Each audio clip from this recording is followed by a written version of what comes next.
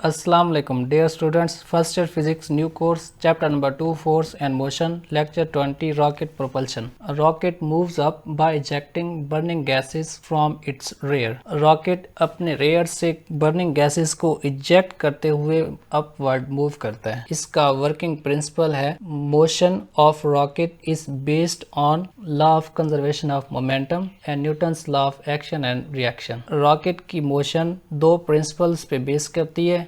एक है law of conservation of momentum और दूसरा है Newton's law of action and reaction. Propulsion rocket moves up by ejecting burning gases from its rear. When fuel is burn it turns to high pressure gases. These gases come out with very high velocity. जिस वक्त rocket का fuel burn किया जाता है तो ये rocket से बाहर की तरफ विद वेरी हाई वेलोसिटी बाहर आता है. Rocket gains momentum equal and opposite to the momentum of expelled gases. It continues to gain more and more momentum as long as its engine continues to expel gases. Therefore, its speed increases as the engine operates. Rocket जब upward move करता है तो ये momentum gain करता है और ये momentum equal होता है मोमेंटम ऑफ एक्सपेल्ड गैसेस. इसलिए हम कह सकते हैं कि जैसे जैसे रॉकेट का इंजन ऑपरेट करता है इसकी स्पीड बढ़ती जाती है. Fuel of rocket. The fuel is in the form of liquid और solid hydrogen and oxygen. 80% of launch mass of rocket consist of fuel. Rocket का फ्यूल लिक्विड या फिर सॉलिड हाइड्रोजन की फॉर्म में होता है और साथ ऑक्सीजन होती है क्योंकि ऑक्सीजन बर्निंग में हेल्प करती है और रॉकेट को हायर अल्टीट्यूड के ऊपर जाना होता है और हायर अल्टीट्यूड के ऊपर ऑक्सीजन इतनी ज़्यादा मिकदार में नहीं होती जिस वजह से इसका बर्निंग डिस्टर्ब हो जाता है. इसीलिए रॉकेट अपने बर्निंग को कंटिन्यू रखने के लिए ऑक्सीजन अपने साथ लेके जाता है. 80% लॉन्च मास रॉकेट का फ्यूल पर कंसिस्ट करता है. Rocket consumes 10,000 kilogram per second fuel and moves with velocity of 4,000 metre per second और 4 किलोमीटर पर सेकेंड. एक रॉकेट एक सेकेंड में 10,000 किलोग्राम फ्यूल खर्च करता है और 4,000 या फिर 4 किलोमीटर वेलोसिटी से मूव करता है. To go to higher altitude larger amount of fuel is needed. For this reason several fuel rockets are linked together. When one rocket completes its job it is discarded and next gets started and rocket moves with its increasing speed. क्योंकि rocket को higher altitude के ऊपर जाना होता है इसीलिए इसको large amount of fuel की जरूरत होती है. इस मकसद के लिए रॉकेट के साथ सेवरल फ्यूल रॉकेट्स लिंक किए जाते हैं. उनमें से जब एक रॉकेट अपना काम पूरा कर लेता है मींस जब उसका फ्यूल खत्म हो जाता है तो वो हट जाता है और उसकी जगह पे नेक्स्ट वाला रॉकेट स्टार्ट हो जाता है. फिर वो कुछ हाइट तक ले जाता है. जब उसका फ्यूल खत्म होता है उससे नेक्स्ट वाला स्टार्ट हो जाता है. इसी तरह रॉकेट अपनी बढ़ती हुई वेलोसिटी के साथ हायर एल्टीट्यूड तक पहुंच जाता है. उसके बाद determination of acceleration. Mass of gases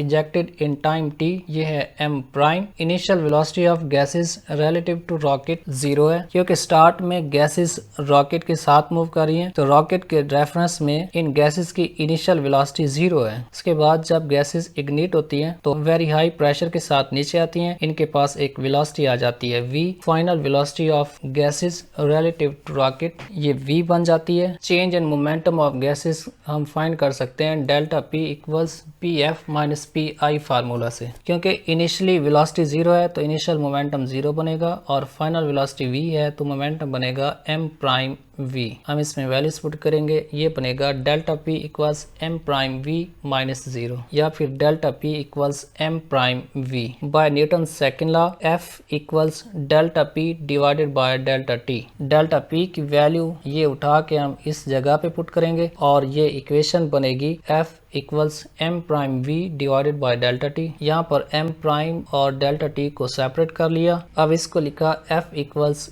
mv where m is equal to m prime divided by t. इसे कहा जाता है मास इजेक्टेड पर सेकेंड. ऊपर m प्राइम मास नीचे डेल्टा t टाइम है तो मास इजेक्टेड पर सेकेंड इसको m से लिखा गया यहाँ पे. f is force exerted by gases on the rocket. इसका नाम एक्शन है. जब गैसेस रॉकेट से बाहर आती हैं उस वक्त ये रॉकेट के ऊपर एक फोर्स लगाती हैं उसको f से लिखा गया और इसका नाम है एक्शन. उसके बाद f इक्वल्स ma ये वो फोर्स है जो रॉकेट और गैसेस के ऊपर लगाता है. इन फोर्सेस का नाम है रिएक्शन. न्यूटन सेकेंड लॉ के अकॉर्डिंग अकॉर्डिंग एक्शन और रिएक्शन इक्वल और अपोजिट होते हैं। हम ऐसा लिख सकते हैं ma इक्वल्स mv। एक्सलेशन की वैल्यू फाइंड करेंगे, m यहाँ पे मल्टीप्लाई हो रहा है, दूसरी साइड पे जाएगा तो डिवाइड हो जाएगा और ये इक्वेशन बनेगी a equals small m small v divided by capital M। As time passes mass of rocket decrease that causes an increase in its acceleration। जैसे जैसे टाइम गुजरता है, क्योंकि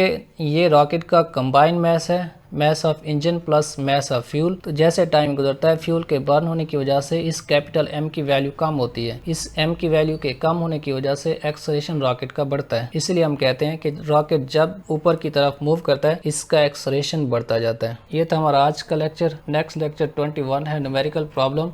एक्सरसाइज के पहले 5 न्यूमेरिकल्स नेक्स्ट लेक्चर में हम सॉल्व करेंगे। द ग्रेविटी स्फीयर के प्लेटफॉर्म से हमने फर्स्ट ईयर क्लासेस का आगाज़ किया हुआ है। अगर आप हमारे प्लेटफॉर्म से लर्न करना चाहते हैं तो हमारी वेबसाइट का लिंक है thegravitysphere.com। आप यहां से इनरोल कर सकते हैं।